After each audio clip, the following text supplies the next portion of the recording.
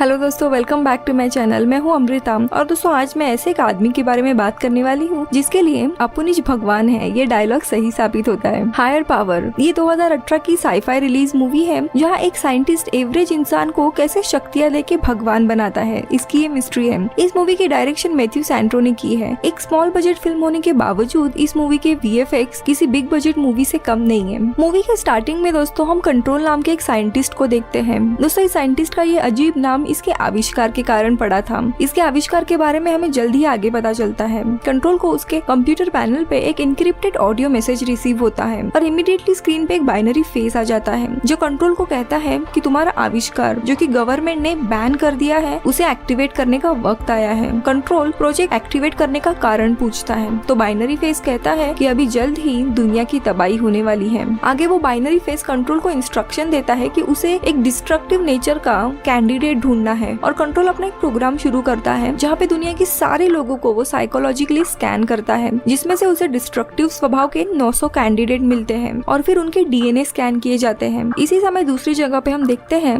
Astrophysicist Michael को जिसने हाल ही में in the end there was a light नाम की एक किताब पब्लिश की थी और उसी के बारे में उसका इंटरव्यू चल रहा था। इस किताब का विषय था कि अपने गैलेक्सी में सूर्य के अलावा एक और बहुत बड़ा स्टार है जिसका डिस्ट्रक्शन हो रहा है। इस स्टार के हाई मास वॉल्यूम के कारण इसकी पूरी ग्रेविटी स्टार के मेन कोर में ब्लैक होल में बदल जाती है, लेकिन इस ग्रेविटी का मास उस ब्लैक होल के लिए बहुत ही ज्यादा मात्रा में था। ब्लैक होल इस पूरे एनर्जी को खुद में कंज्यूम नहीं कर सकता और इसी का परिणाम ये होता है सारी एनर्जी यूनिवर्स में ब्लास्ट होगी तीव्र रेडिएशन के द्वारा और इन रेडिएशन को GRB यानी गैमा रे बर्स्ट कहा जाता है। GRB धरती से टकराने वाले हैं और यही हम इंसानों का आखिरी पल होगा। तो होस्ट उसे पूछता है कि क्या सच में अपने यूनिवर्स में कोई ऐसा टूटता हुआ तारा है? तो माइकल हंस के कहता है हाँ, मैं जब आपसे बात कर रहा हूँ तभी ये सब कुछ हो रहा है। अब दोस्तों ये गैमा रे बर्स्ट का कहानी से क्या संबंध है ये हमें जल्दी पता लगेगा। यहाँ पे कंट्रोल को पूरी स्कैनिंग में एक ही सही कैंडिडेट मिलता है जो स्टेडमैन। तो कंट्रोल गवर्नमेंट के कैमरा सिस्टम हैक करके जो पे नजर रखने लगता है। इतना ही नहीं अपने लोगों को उसके आसपास डिप्लॉय करता है उस पे नजर रखने के लिए। यहाँ पे जो का अतीत हम देखते हैं। एक वक्त में उसकी हैप्पी फैमिली थी,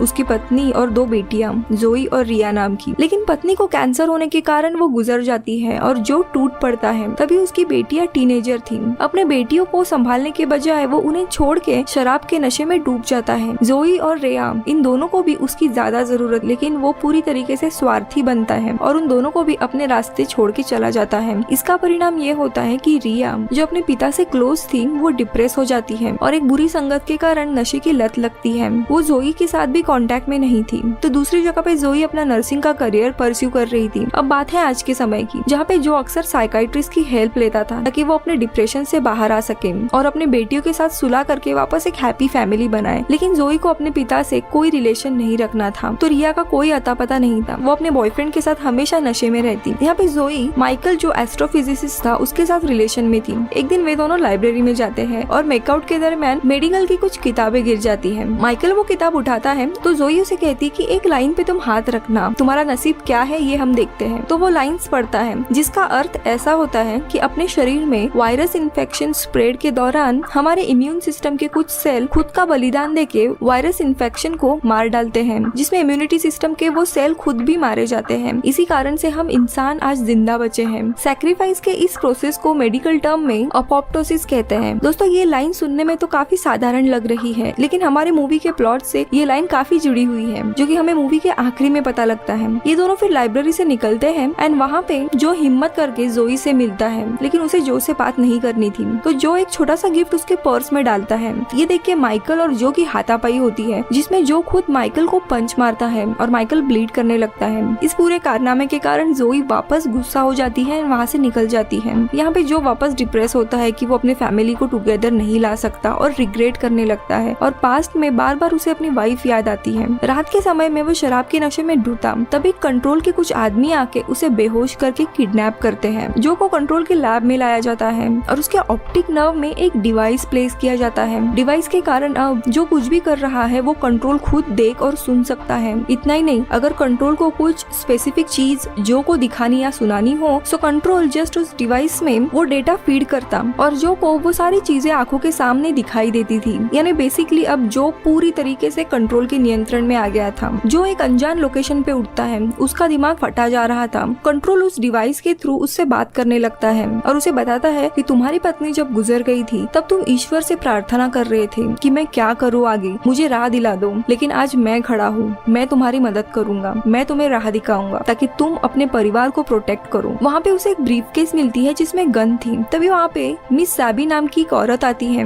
जो की मदद करने के लिए। तो कंट्रोल जो को कहता है कि इस औरत को शूट कर दो। जो बेचारा डर जाता है, कहता है मैं इसे शूट नहीं करने वाला हूँ, किसी की भी जान मैं नहीं ले सकता। लेकिन कंट्रोल तभी उसे क्लिप दिखाता है कि उसने रिया के पीछे 2 आदमी लगाए हैं, अगर इसने मिस सैबी को शूट नहीं किया तो कंट्रोल के आदमी रिया को शूट कर देंगे। ये देखने के बाद वो डर जाता है और अपनी बेटियों को बचाने के लिए मिस सैबी को शूट करता है, लेकिन उस बंदूक में गोलियां ही नहीं थी। ये दरअसल जो की एक ट्रायल थी, यानी टेस्ट, ये देखने के लिए कि वो अपने परिवार को बचाने के लिए किस हद तक जा सकता है। फिर साबी जो को बेहोश कर देती है और उसे दूसरे लोकेशन पे लाया जाता है। मिस साबी भी कंट्रोल के लिए ही काम कर रही थी। तभी हम यूनिवर्स में देखते हैं दोस्तों, वो जो स्टार पूरी तरीके से टूट के सीआरबी जो रहते हैं किरने यूनिवर्स में ट्रैवल कर रहे थे। वीडियो में आगे बढ़ने से पहले दोस्तों, आप हॉलीवुड एक्सप्लेन इन हिंदी यानी इस चैनल को सपोर्ट कर सकते हो मेंबरशिप ज्वाइन करके जस्ट फॉर 29 रुपीज में, या फिर वीडियो को सुपर थैंक्स भी दे सकते हो। Thank you so much. अब कहानी देखते हैं।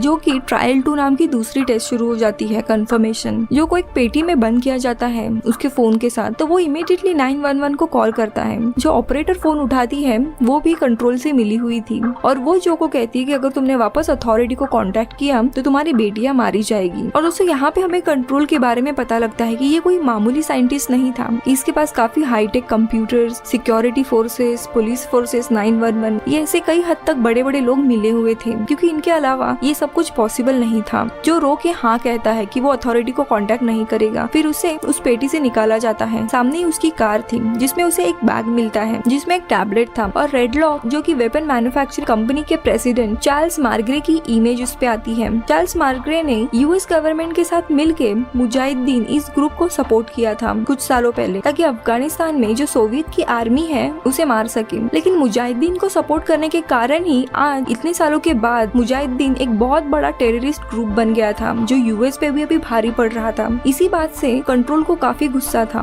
वो जो को इसके घर में जाने के लिए कहता है, तो जो वहाँ पे चला जाता है और मास्क पहन के उसके घर में ब्रेक इन करता है और उसे सीधा चार्ल्स को उठाने के लिए कहता है। और कंट्रोल के इंस्ट्रक्शन के अनुसार चार्ल्स को बंदूक के नोक पे पकड़ के उसे उसका एक सीक्रेट लैपटॉप लाने के लिए कहता है। चार्ल्स उसके लैपटॉप को ऑथराइज करता है और कंट्रोल जो को अपने फिंगर स्कैनिंग डिवाइस पे रखने के लिए कहता है। जैसे ही जो उस डिवाइस पे अपनी फिंगर रखता है, हम उसके डीएनए का डिजाइन देखते हैं स्क्रीन पर और हमें मैसेज आता है कि डीएनए मैच। ये देखने के बाद मिस सैबी भी खुद चौंक जाती है। वो ये सारी डीएनए मैच की जो इन्फॉर्मेशन है वो एक डिवाइस के जरिए कंट्रोल को सेंड करती है। यहाँ पे चार्ल्स भी जब डीएनए मैच ये कंप्यूटर पे देखता है तब वो हैरान हो जाता है, लेकिन वो ये बात समझ जाता है कि ये कोई मामूली इंसान नहीं है। जो चार्ल्स को अपनी आइडेंटिटी रिवील करता है एंड कहता है कि एक आदमी मुझे कंट्रोल कर रहा है। चार्ल्स उसके आंखों में देखता है और उसे वही ऑप्टिकल डिवाइस दिखाई देता है और चार्ल्स कंट्रोल को लिटरली गालियां देने लगता है कि तुम्हें बताया था कि ये प्रोग्राम बहुत ही डेंजरस है, हम इसे एग्जीक्यूट नहीं कर सकते और हम सब साइंटिस्ट ने मिलकर तुम्हारा प्रोग्राम बैन किया था, लेकिन आज तुम वापस उसे एक्टिवेट कर रहे हो। तो दोस्तों यहाँ पे पहले प्लॉट का खुलासा होता है। जो स्टार्टिंग में हमने माइकल के बुक के द्वारा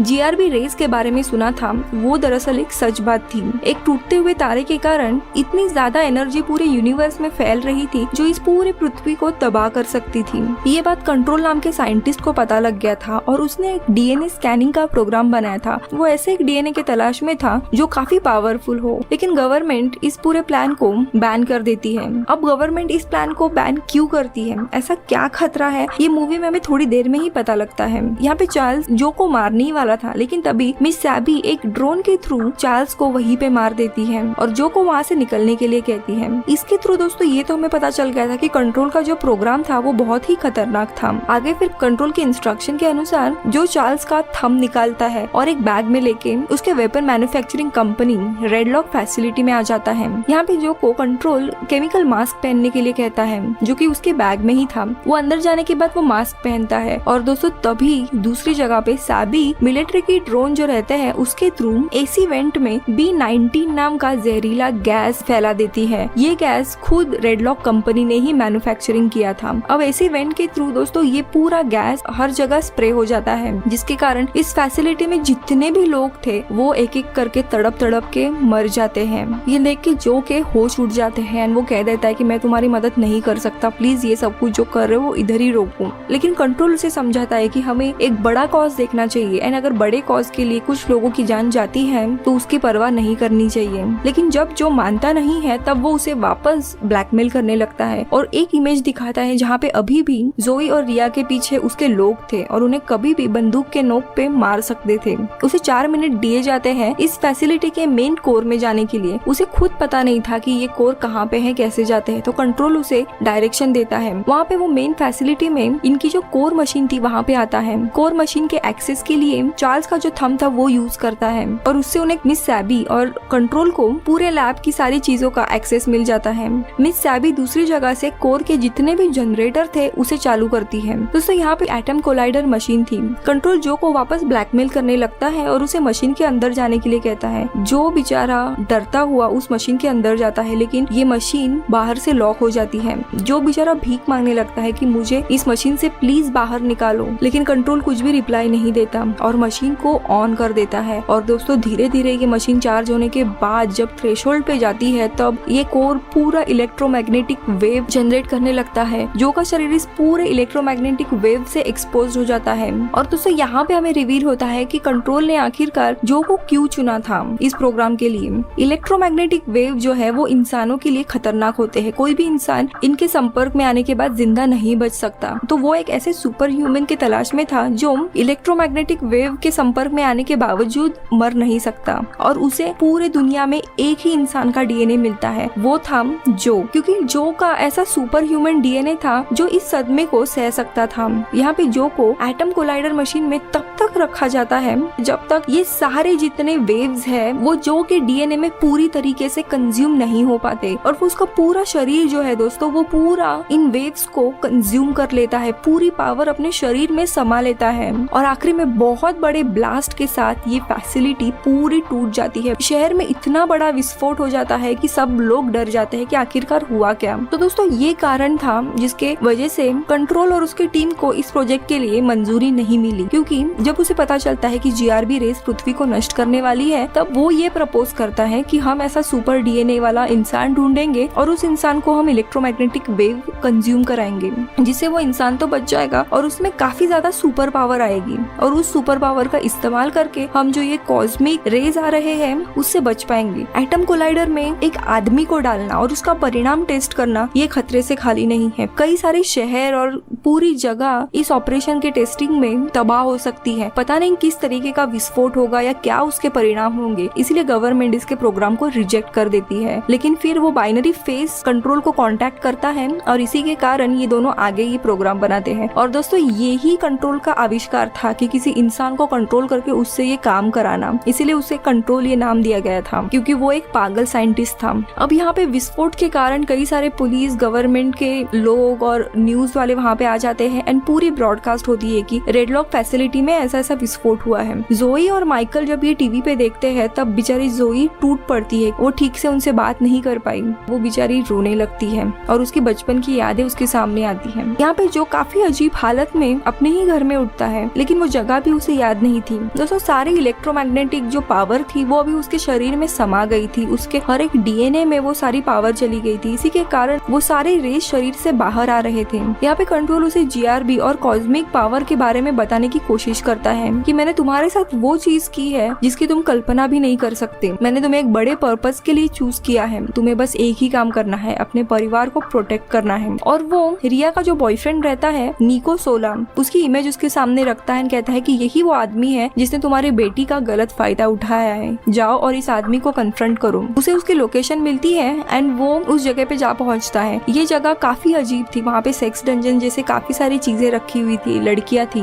और पूरा अंधेरा था। जब निको सामने आता है तब वो जो को गुमराह करके उसे मारता है और बेहोश करके उसे एक जगह पे बांध के रखता है। जब उसे पता चलता है कि ये रिया के पिता है तो जानबूझ के उसे रिया की इसने एक सेक्स टेप बनाई थी वो जो को दिखाने लगता है, जिससे जो बहुत ही भड़क उठता है। यहाँ पे स्ट्रेस, गुस्सा और भड़कना, इन चीजों के कारण जो के अंदर की जो भी पावर थी, शक्तियाँ थी, वो बाहर आने लगती है। धीरे धीरे उसका पूरा शरीर ग्लो करने लगता है और टेप देखने के बाद तो दोस्तों वो पूरा ब्लास्ट हो जाता है। ये बिल्डिंग पूरी तरीके से टूट जाती है, जो हवा में उड़ने लगता है और सारी एनर्जी वापस कंज्यूम करके वो उसी जगह आ जाता है जहाँ पे वो ब्लास्ट हुआ था। निको ये मौका देख के वहाँ से भाग जाता है। बाकी जो भी लड़कियां थी उन्हें बचाने के बाद उनका पीछा करने लगता है। दोस्तों यहाँ पे फ्रैंकली जो एक सुपर हीरो बन गया था, उसके पास सुपर पावर थी और उसे गाड़ी की भी जरूरत नहीं थी, लेकिन उसको खुद को अपनी शक्तियों का अंदाजा नहीं था, इसीलिए वो बेचारा मामूली इंसान है ये समझ के गाड़ी से उसका पीछा करता है। लेकिन अभी कंट्रोल गुस्सा होता है कि ये अभी भी अपने पावर्स को समझ नहीं पा रहा है, तो वो जो सेक्स टेप का एक क्लिप वापस जो के दिमाग में डालता है, जिससे जो इतना गुस्सा हो जाता है, जिससे वो कार में से ही इतनी पावर निकालता है कि वो सामने जो निको की कार रहती है उसमें वो पावर चली जाती है और निको मर जाता है। तभी वहाँ पे पुलिस आती है और कंट्रोल के प्लान के अनुसार ही वो कहता है कि तुम अभी खुद को पुलिस के हवाले कर दो। पुलिस जो को पकड़ती है एंड उसका इंट्रोगेशन करने लगती है और दोनों ब्लास्ट के दरमियान तुम वहाँ पे थे, तुम कौन हो, तुम टेररिस्ट हो। कंट्रोल जो के थ्रू बात करता है, उन्हें कहता है मैंने शिपिंग यार्ड में एक बॉम्ब लगा के रखा है। ये बात सुन के पुलिस बहुत ही ज्यादा चौंक जाती है एंड वे लोग उस बॉम्ब को ढूंढने के लिए जाते हैं और यहाँ पे वापस कंट्रोल अपना रियल प्लान बताता है। वो कहता है कि पुलिस के पहले तुम्हें उस बॉम्ब को ढूंढ के डिफ्यूज करना है,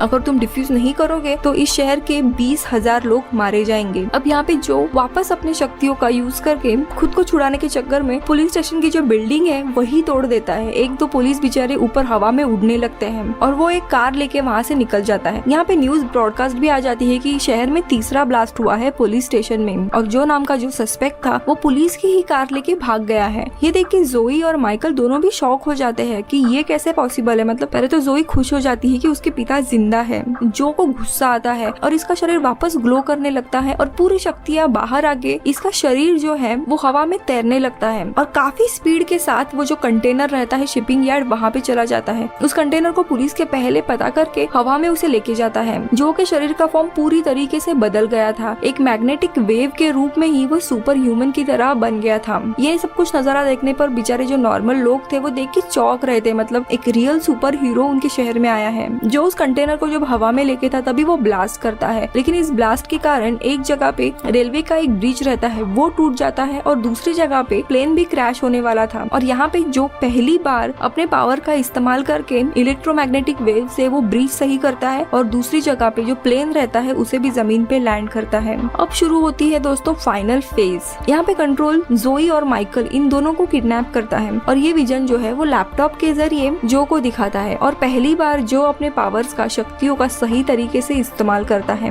वो लैपटॉप के थ्रू कंट्रोल और मिस सैबी का जो लोकेशन था उसे ट्रैक करता है। यहाँ पे कंट्रोल को पता था कि ये क्या करने वाला है, तो कंट्रोल उसे कहता है कि तुम्हें अब लोकेशन के बारे में पता चल गया है तो क्यों ना तुम यहाँ पे आके अपने बेटी को बचाओ। तो जो कंट्रोल को कहता है कि अब मैं ऐसे फॉर्म में आया हूँ जहाँ पे मुझे तुम्हारी बातें सुनने की जरूरत नहीं है, तुम मुझे कंट्रोल नहीं कर सकते। और दोस्तों इमीडिएटली वो उठ के उस लोकेशन पे चला जाता है। यहाँ पे मामूली लोग भी देख के हैरान थे कि क्या हो क्या रहा है शहर में। वो जोई और माइकल को देखता है और एक सेफ बबल में उन दोनों को डाल देता है और पूरी अपनी पावर अनलीश कर देता है। इस पावर के कारण जितने भी लोग थे आसपास दोस्तों वो एक चुटकी में मारे जाते हैं और इसके हर जगह इलेक्ट्रोमैग्नेटिक वेव से ब्लास्ट होने लगते हैं। ये होने के बाद जो धीरे धीरे अपने इंसानी रूप में आता है और वो फाइनली अपने बेटी यानी जोई से मिलता है। जोई उसे देख के काफी खुश हो जाती है। पापा को जिंदा देख के वो उन्हें हक करती है, जो उसे वापस अपने घर लेके जाने वाला था, लेकिन अभी भी खेल खत्म नहीं हुआ था। यहाँ पे कंट्रोल को सिग्नल मिलता है जो जीआरबी थे वो अर्थ के पास आ गए हैं, यानी कुछ ही पलों के बाद अर्थ शायद मिट जाएगी, डिस्ट्रॉय होगी। और दोस्तों यहाँ पे मूवी का आखिरी प्लॉट रिवील होता है। जो बाइनरी फेस हम अभी तक देख रहे थे वो और कोई नहीं बल्कि माइकल ही होता है। जी हाँ, जब साइंटिस्ट के बाद इसे पता लगता है कि जीआरबीज के कारण पृथ्वी नष्ट होने वाली है, तब वो अपना एक एन्क्रिप्टेड मैसेज कंट्रोल को देता है और उसका जो प्रोग्राम है उसे एग्जीक्यूट करने के लिए उसकी मदद करता है। जोई के साथ भी रहने का एक जस्ट नाटक था ताकि वो जो और उसके फैमिली के और करीब आ सके, उनके बारे में जान सके। अब यहाँ पे जो की पावर तो आ गई थी लेकिन अभी भी वो इनफ पावर नहीं थी जो जीआरबी को रोक सके। इसीलिए कंट्रोल के कहने पर माइकल अपनी गन निकालता है और जोई को मार डालता है। जो उसे मरा हुआ देख के गुस्सा हो जाता है और वो माइकल को उधर ही मार डालता है और अपने बेटी का शव देख के गुस्सा होने के बजाय वो भावुक होने लगता है कि नहीं मैं तुम्हें ठीक करूंगा, तुम बहुत ही जल्दी ठीक होगी। ये देख के कंट्रोल को रियलाइज होता है कि नहीं, इसको और भी गुस्सा दिलाने की जरूरत है, इसीलिए उसकी दूसरी बेटी जोई को भी वो मार डालता है। और उसकी जो क्लिप है वो जो को दिखाता है जिसके कारण जो को इतना ज्यादा गुस्सा आ जाता है और इतने जोरों जोरों से वो चिल्लाने लगता है। सारे जो इलेक्ट्रोमैग्नेटिक वेव रहते हैं वो जोरों से ऊपर की तरफ आसपास पूरी दुनिया में फैल जाती है। एक मानो तूफान ही आ जाता है, सारी चीजें हवा में उड़ने लगती है।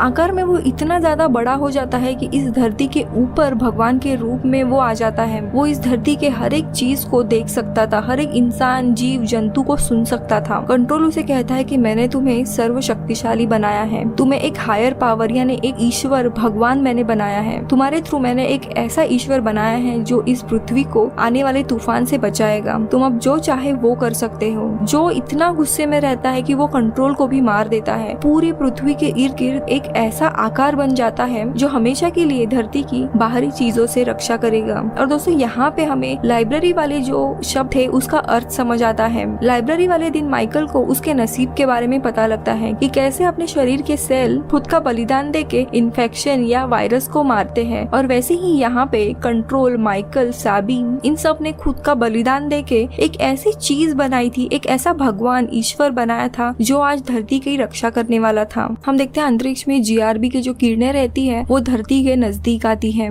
जो इन कॉस्मिक रे को खुद में कंज्यूम कर लेता है, सारी शक्तियों को वो खुद में समा लेता है। और दोस्तों वैसे ही धरती के इर्द गिर्द हम स्पेस का वो कलर देखते हैं जो किसी इंसान ने कभी देखा नहीं था या किसी साइंटिस्ट ने इसकी कल्पना भी नहीं की होगी। जो ईश्वर बन गया था, उसके हाथ में ऐसी शक्तियां आ गई थी जिससे वो कुछ भी कर सकता था। वो अपने बेटियों को फिर जिंदा करता है। और आखिरी में दोस्तों हम जोई और रिया को गले लगाते हुए देखते हैं। और जो अपने इंसानी रूप में नहीं रहता, वो एक ऐसा आकार लेता है जो दिख नहीं सकता लेकिन धरती के हर एक कण कण में है, जिसे हम महसूस नहीं कर सकते लेकिन वो हमारे आसपास है। जैसे कि ईश्वर या भगवान जिसे हम मामूली इंसान देख नहीं सकते लेकिन हमारी श्रद्धा से महसूस कर सकते हैं, वैसे ही जो को हम देख नहीं सकते बट वो जिंदा था। और दोस्तों ये मूवी इधर ही खत्म हो जाती है। अब दोस्तों बात करते हैं इस मूवी के कंक्लूजन के बारे में। जैसे हमने लूसी मूवी में देखा था, जब लूसी अपना ब्रेन 100% यूज करती है और उसके बाद वो एक नॉर्मल आकार में नहीं रह पाती, वो धरती के हर एक जगह पे हर एक पल में थी,